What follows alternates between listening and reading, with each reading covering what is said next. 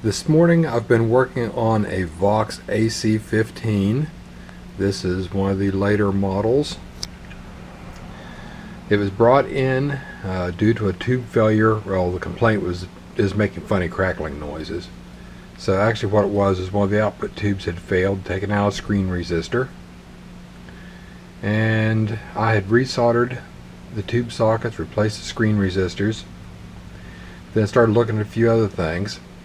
I had already tightened up the spade clips on the circuit board from the output transformer. First of all, let me tell you, I do not like spade clips at all. Just too many reasons for failures. I left them on the output transformer just for easy access, but I did tighten them up and solder the connections going to the board for the spade clips.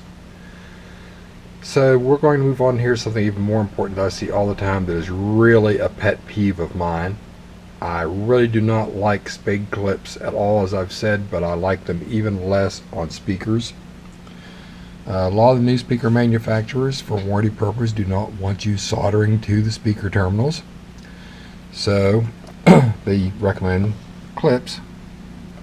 But in cases like this,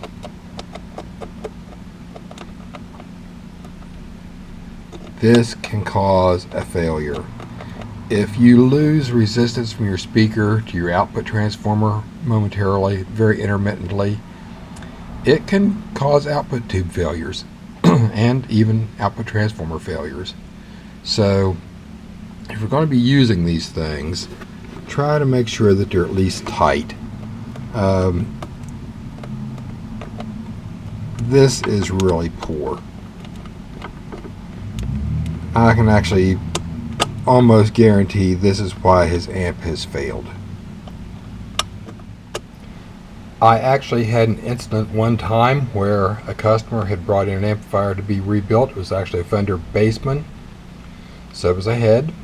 He brought the amplifier in. I rebuilt it, sent it back out. A week later, come back in just livid that the amp had failed again. He'd only ran it an hour or so. So I politely asked him to bring his speaker cabinet and speaker cable in, because looking at it I could tell this output failure issue.